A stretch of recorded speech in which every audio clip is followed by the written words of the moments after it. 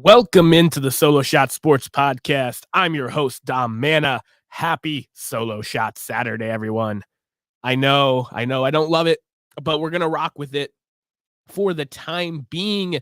The 2024 baseball season is coming to a close this weekend. So this is the last Solo Shot Saturday of the 2024 season, the regular season at least.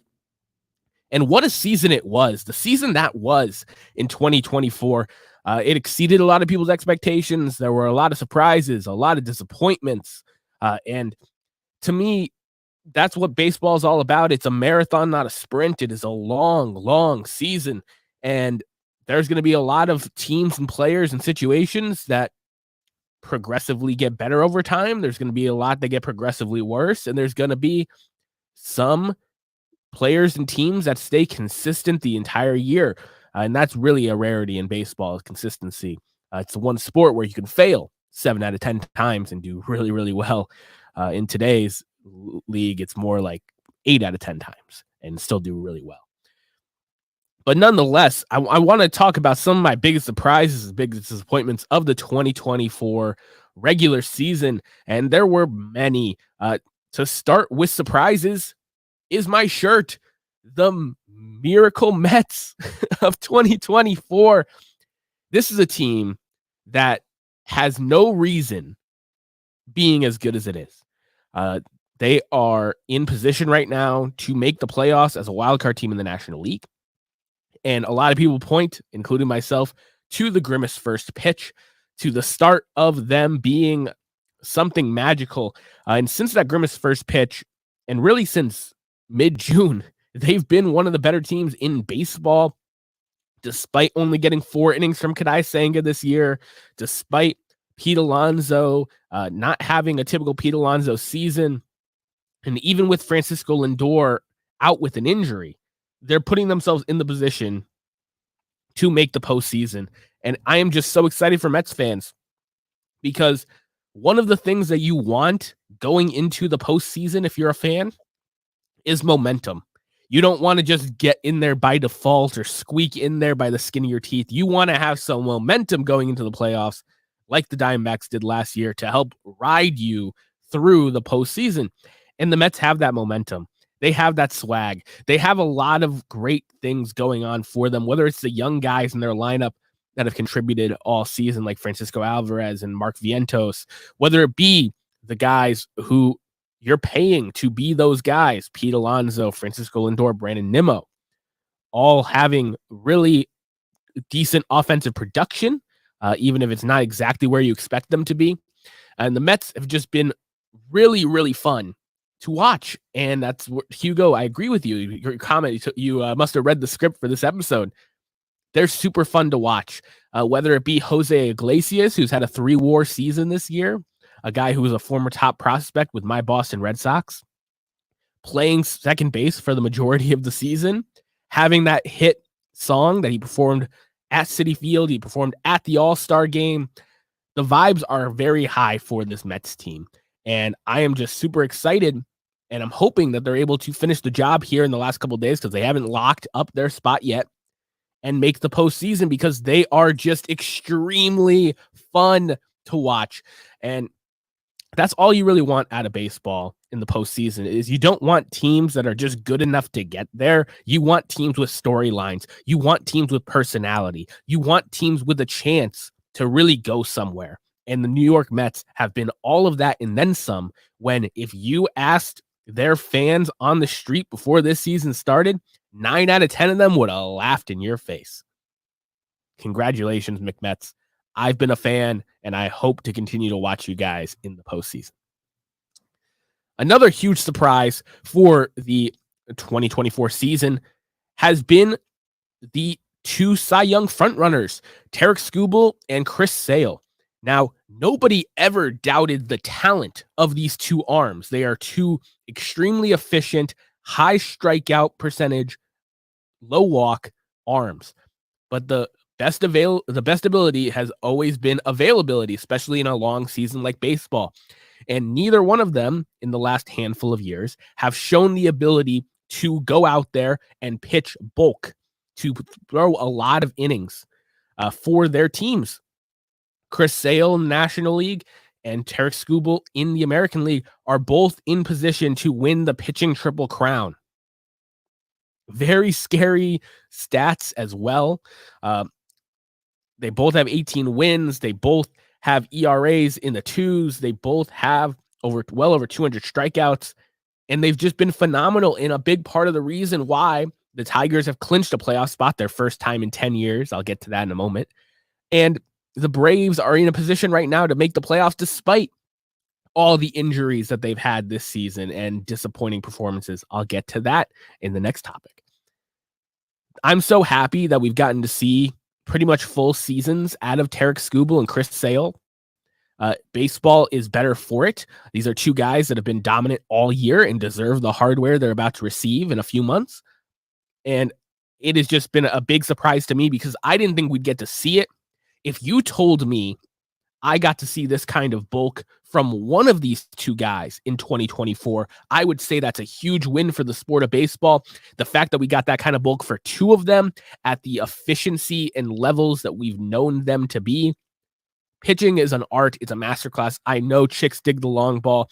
People love offense, but great pitching, especially in this pitch clock era where injuries have been up, getting to see two guys like this actually complete full seasons at dominant levels, absolute must-see TV. And talking about those Tigers, a team that I didn't buy the hype at the beginning of the season. I thought they were still a year or two away. They have clinched their first playoff opportunity in 10 years. They were 9 games under 500 at one point and have went 36-11 since to finish out the season to make the playoffs. I give all the credit in the world to AJ Hinch. To me, this Tigers run that he's been on should prove to all people who still hate on that 2017 Astros World Series scandal that AJ Hinch is a damn good manager. And there's a reason why he got a chance to manage right away as soon as he was reinstated from a suspension. There's a reason why the Tigers held on to him despite lackluster performances. And the fact that AJ Hinch has been able to take this Tigers team to the promised land, a team that's had a lot of fun moments. Tarek Skubal's been good all year, and Riley Green has been good all year. The whole rest of the team has been very up and down. Javier Baez, their highest paid player, is not even with the team at the moment. They sold at the deadline. They traded Jack Flaherty to the Dodgers. He's been money. But this team never said die. Colt Keith, Parker Meadows, Spencer Torkelson after getting sent down early in the year. All of these guys have contributed to this team, and it's just been really fun to watch. I'm so happy for Tigers fans. It's a market of loyal baseball fans. Detroit is one of the oldest baseball cities in the world, has a deep history. I'm so happy for them. And I was talking about it in the 4-team race segment last week. The Minnesota Twins have not shown me anything inspiring. And while they are the better team on paper, I talked about it.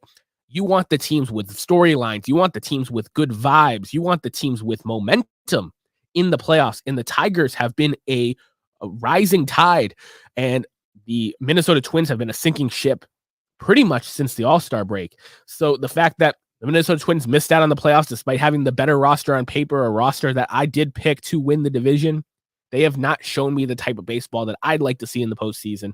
And I'm not saying the Tigers are going to go all the way, but they have the momentum to have a fun series. And if they are able to go on a run, that's even better for those Detroit baseball fans and that young team that I think is a year or two ahead of schedule.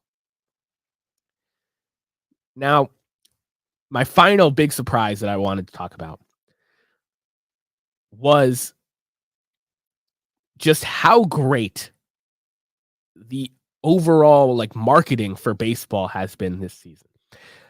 I've been following baseball for over 15 years now, and I absolutely love the sport, but I've always said there's been a marketing problem with the sport, especially to get to young people and do all these different things. I'm I think a exception, not the rule. And baseball's done a fantastic job this season of marketing games, of highlighting storylines, of posting highlights more readily and more quickly. And I just want to commend baseball for that, because they've done so many great things, bringing the Players Weekend back with those custom bats. The custom bats have been a huge seller, and there's been so many kids throughout the entire world that have been ordering these custom bats because their favorite player in Major League Baseball showed it off on their Instagram and used it in a game. They're letting personality come out with these players during the All-Star festivities, getting to wear, having the home run derby winner get this fancy chain. They're doing all these things to make baseball cool. And I appreciate it. Not just the rule changes they've made to have more action on the base pads, to move the pitching and the innings on faster. There's so many things that they've done that they've gotten a lot of slack from the old school baseball fans for. But I am telling you, as a young man that loves this game, that the things that they've been doing for the marketing, for the future and the longevity of this product has been there. And it's something that if you asked me a couple years ago, I would have been trashing them for and saying they're never going to do it. They're not doing enough. Baseball's trying, and we should all be happy for it, because I think a new generation of baseball fans is getting ushered in. And that is so big for the sport, a sport that has a lot of old school loyal fans, but doesn't have their kids and grandkids interested in the sport. And I am just super glad that they're starting to move in this direction. They're making it a more palatable product. They're making it more exciting, and they're leaning into the personality of these amazing players. Baseball is such a global sport. There's so many different cultures and personalities and angles that can be used, and most of them are not tapped in. Tap into those things, continue to market this sport, continue to make it fun, whether it be Jose Iglesias performing at stadiums after games, whether it be letting the players use those custom cleats and those custom bats and the players' weekend jerseys. Have fun. This is the ultimate children's game. And I'm so proud of Major League Baseball for what they've done in 2024. It's been easy when you have storylines like you've had this season, but I hope they continue to lean into it and build off what they've done this year, because I am a huge fan of what Major League Baseball is doing right now. Now, on the opposite side of the coin, the biggest disappointments. There's two teams that come to mind when I'm talking about disappointments in baseball. The first one is the Chicago Cubs, a team that I felt really good about picking Shota Imanaga as my rookie of the year. Nobody was talking about him as a candidate in the offseason and the beginning of the season to win that award. And he's had a fantastic season.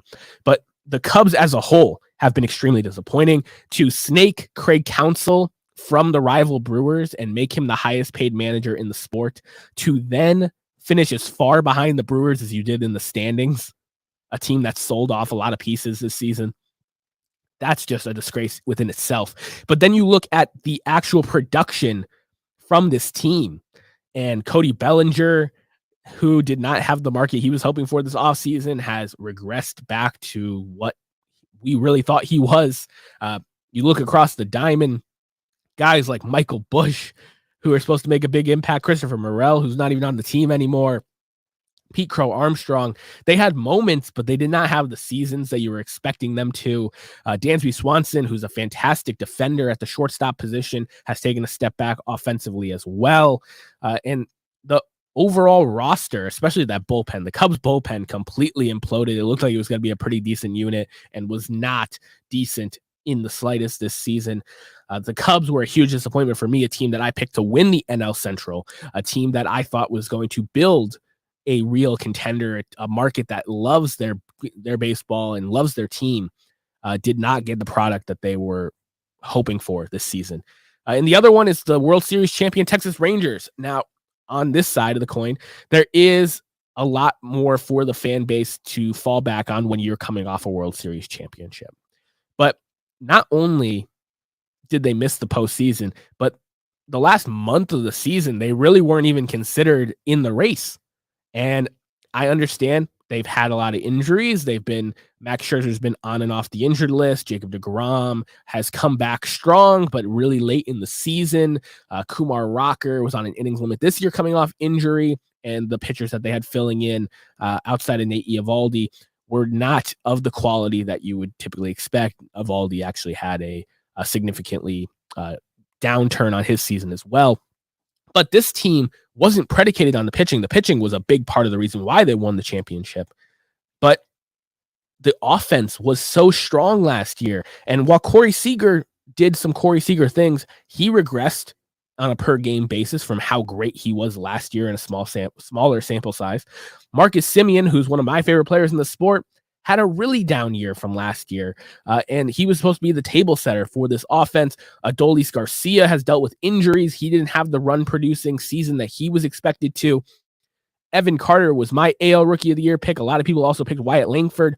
Both of them had flashes this season, but neither one of them really put together that breakout impact season to that amazing offense that we were expecting. Josh Young spent most of the year on the injured list and was not as productive as last year in his limited sample size. Jonah Heim, who was an all-star last year, didn't produce in the same merit that you would hope him to. And you just look top to bottom. The Texas Rangers were not the team that they looked to be on paper, even from last year's World Series roster. So I appreciate what the Texas Rangers have spent money on. It has paid off in a World Series championship. But to me, you need to be competitive throughout this entire window. You can't just give it all up for one championship and then suck for a bunch of years like the Washington Nationals did. You can't do that, not with the money that you invested. So the Texas Rangers were a big disappointment for me. I know their fans are sitting pretty right now saying, well, we got a World Series championship last year. That is fantastic, but you have to continue to go towards it. You can't just say this window built up to this, and now we can sit back and decline and not have the season that's expected of this offense that we're paying so much money for, or this pitching staff that we're also paying a pretty penny for. And my other big disappointment, other than the downturn in solo home runs and stolen bases, I was expecting both of those numbers to go up. They actually went a little bit down from 2023.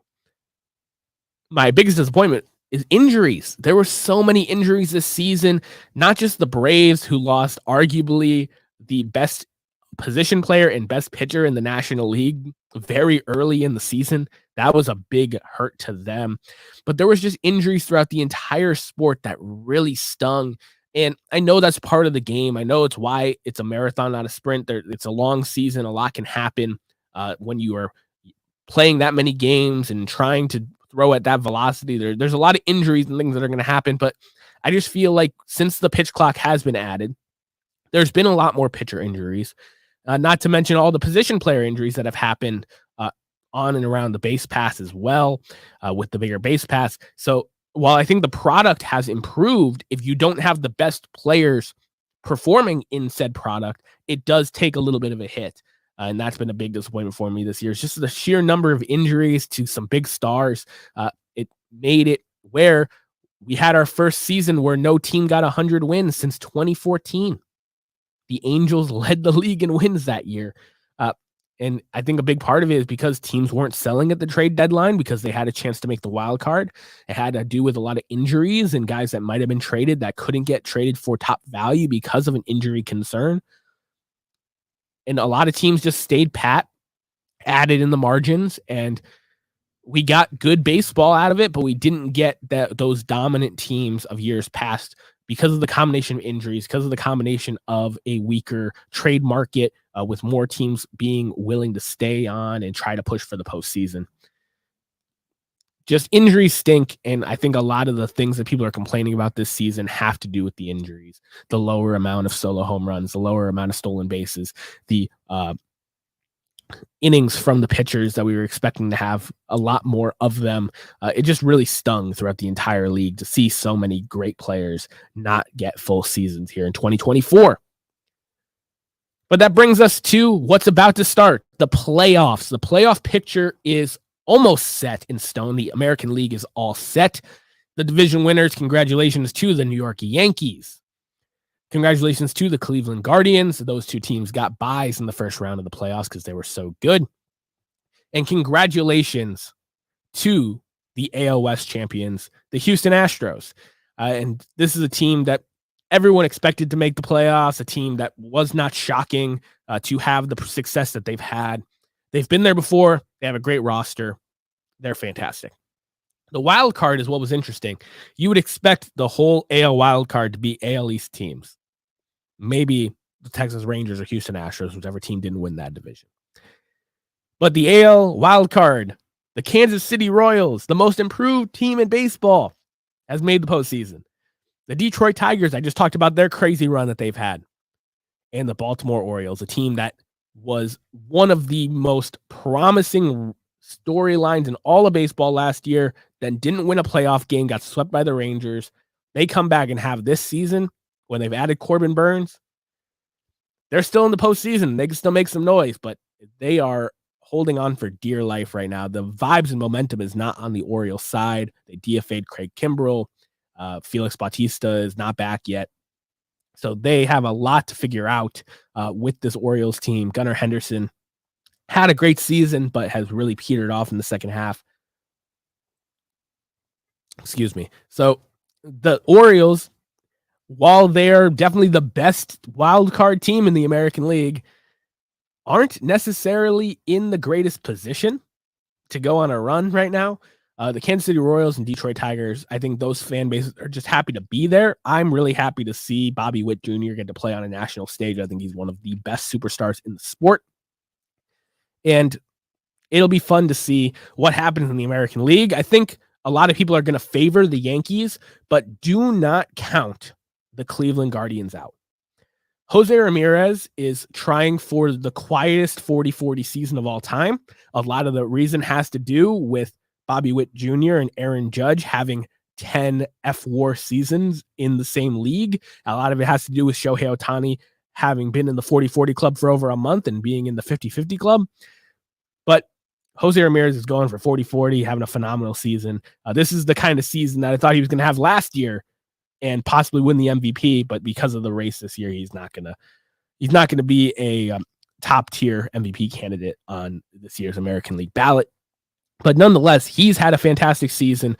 The Guardians' offense has been significantly better than last year. Their pitching staff has been great. And Emmanuel Clase, a guy I've been a huge fan of, is as dominant as they come. A guy who has the franchise record for saves, is trying to put himself in position to be the first closer in baseball history to lead all of MLB in saves for 3 straight seasons. He's right up there with Ryan Helsley coming into the last couple of days of the season. If you can at least tie him, he counts as the leader. But nonetheless, this Guardians team, just top to bottom, their bullpen is nasty. Their offense is improved. Their pitching staff, while it doesn't have the names you typically expect, has been productive. This Guardians team could make the World Series, and I would not be shocked at all. But a lot of people are going to be picking the New York Yankees and or the Houston Astros because they have the star power. They have the history of being successful, while the Yankees is pretty far away. Soto and Judge kind of makes up for that, along with Garrett Cole being healthy. But it's going to be fun to watch the AL playoffs. I think the division winners are significantly ahead of the wildcard teams, but as we saw last year, a wildcard team just needs the momentum and needs to play well enough to go on a run. And I could see the Royals, the Tigers, or the Baltimore Orioles going on said run. It just seems a little less likely than it does on the National League side of things, which is where the playoff picture is a lot more interesting. It is not set in stone. The division winners are the Los Angeles Dodgers and Philadelphia Phillies have earned themselves byes. The Milwaukee Brewers have also clinched the NL Central. But the wild card, only the Padres have clinched. So on a triple play, may I add. Right now, the Braves and Mets are set to be the final 2 wild cards. If they tie, either team ties with the Arizona Diamondbacks at the end of the season, they both have the tiebreaker over the Arizona Diamondbacks. So the Arizona Diamondbacks have to win more games than the Mets do in these next 2 days. And they have arguably the toughest opponent. The Diamondbacks are playing the Padres to close out their season. The Braves are playing the Royals, and the Mets are playing the Brewers. Now, those are all playoff teams. But I would say that the Padres, especially with how hot they've been in the second half, are the scariest of the 3. So it's going to be interesting to see if the Snakes can find their way back into the playoffs after that amazing run they had last year. I think they still have all the components you'd like to see in a team that could go on a playoff run. And I think their vibes are higher than the Braves right now, with the injuries and different things that have taken away from the Braves season. But it's going to be interesting to see how it plays out here. I just hope the Mets make it. That's really where I'm at. I think that they are the most exciting team of those three. I think that they are the most fun team. I think the fan base needs it the most out of those three because the Diamondbacks and Braves were both there last season in the playoffs.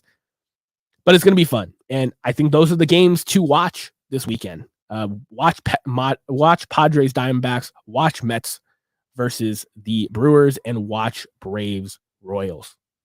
That's really the games that matter this way. Otherwise, it's all for statistics. Shohei Ohtani and Aaron Judge are a coin flip away from Triple Crown seasons to add to their fantastic seasons they've already had. They're both 7 points behind the league leaders in batting average, Luis Arraez of the Padres and Bobby Witt Jr. of the Royals.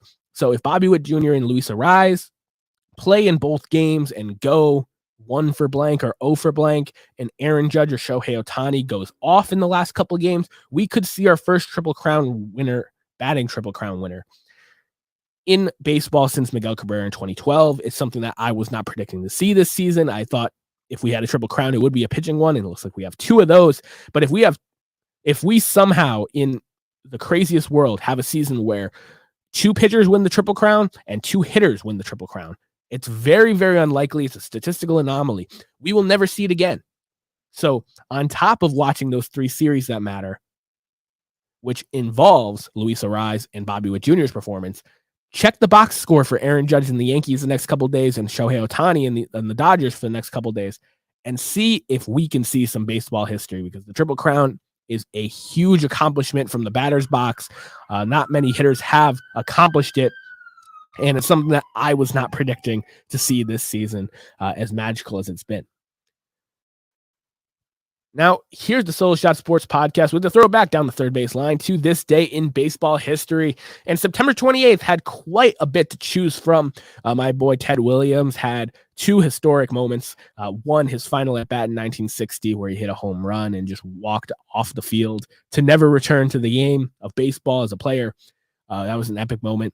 He also played in a doubleheader the last day of the season in 1946 to secure the 406 batting average to end the season. He was asked to sit out so he would finish the season with a 400 average. And he said, "No, I'm playing. These games matter." And he went off. Nolan Ryan threw his 3rd of 7 no-hitters on this day. But a real record that will never be broken, something we'll never see again, was on this day in 1930. Hack Wilson secured the RBI record for a single season, driving in his 190th and 191st RBI of the season. Yes, you heard me right. 191 RBIs in one season. This was back when they played 160 games. Unreal. And when you look at Hack Wilson's baseball reference page, he didn't accumulate a ton of WAR or have the most gaudy stats. But you look at his 1930 MVP season, where he batted .356, hit 56 home runs, drove in 191 RBIs, and led the league with 105 walks. A 177 OPS plus. You're like, Hack Wilson must have been the biggest, broodiest slugger of his day in the National League. Well, instead, Hack Wilson was a 5'6", 190-pound center fielder. Not the kind of guy you would expect to be putting up that kind of season, the guy to have the record for most RBIs in a year. You're talking about guys right now, if they hit 91 RBIs, driving 91 runs, you could lead some teams in baseball in the modern day with 91 RBIs. He had 100 more than that in 2 less games. Hack Wilson, Hall of Famer, super underappreciated player. His peak was really short. He only played 12 seasons, but in an era where there wasn't a lot of home runs hit, 244 home runs in 12 seasons.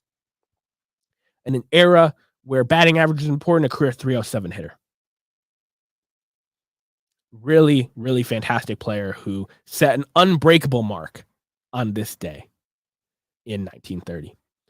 And a lot of people are making a big deal of Aaron Judge, 140 runs driven in. That's a ton in the modern day. It's the most since Ryan Howard and Prince Fielder did so in 2009, I believe. But yeah, 191 RBIs in 1930 to go along with 56 dingers and a league-leading 105 walks. The man was a menace. Unbelievable. We round out the show here, which I appreciate you guys that stayed till the end here, with Oakland Coliseum closing its doors on the Athletic era. Their last game in Oakland has been played. They were able to defeat the Texas Rangers in their final game, which, I mean, with the Rangers season being what it is and the history of the Oakland A's franchise, I'm super, super glad that they were able to win that last game. It was the biggest crowd they had in months for that final game. There was groundskeepers giving out dirt to all the fans. There was players staying to sign autographs. There was so much going on in very emotional times. The A's moved to Oakland in 1968 and did not have the hottest start to their time there. Catfish Hunter did throw a perfect game that year, but it took until the early 70s when the core of Reggie Jackson and Vida Blue and all these different guys came along to really boost the team into a dynasty, a team that is the only team in baseball history outside of the New York Yankees to win 3 straight World Series championships, which they did in 1972 through 1974. And while there's been a lot of ups and downs since then, they did have a nice run in the 80s when Rickey Henderson returned to the fold, and they had Dennis Eckersley and a lot of other great players and won a World Series championship in 1989. There's been a lot of ups and downs, but just a place that I've seen baseball played in Oakland. It was never going to be baseball's most beautiful ballpark. It was never going to be baseball's most attended ballpark, but it had a lot of history in there, a lot of great teams, a lot of great players, a lot of great moments that were spent in there. And to see a stadium like that to be empty going forward, it's just sad for the game of baseball. They're going to be playing the next couple of years in Sacramento while they figure out where their future lies, hopefully in Las Vegas, but that still has not been approved. But the Athletics, a team that has a ton of history in Philadelphia and in Oakland, with a Kansas City stint in between. It's hoping that their next location can be their last and be the next era of successful A's baseball, with Sacramento being the kind of stopgap that Kansas City was for the A's. So my heart goes out to all the Athletics fans. I'm sorry that the greed of ownership and everything that went into this decision to move the team has been finalized. But I just urge you guys to continue to support the players and to do everything you can as an Athletics fan. Don't give up on the team just because the ownership is bad. A new leaf can always be turned. Things can always change. Things can be different. And I do believe that once this Sacramento stint is over and Oakland has their new home, that ownership will spend some money. Ownership will invest. Ownership will build up a team worthy of those great fans out there in Oakland. I appreciate each and every one of you for spending part of your solo Saturday with me. For those of you that watch this throughout your week, thank you for tuning in. Remember to like this video, to comment, to share this show with a baseball fan who loves the game as much as us. Enjoy another week of NFL football. Enjoy these 3 series to decide the NL wild card. Enjoy the Triple Crown watch, and let's get revved up for postseason baseball. I'm out.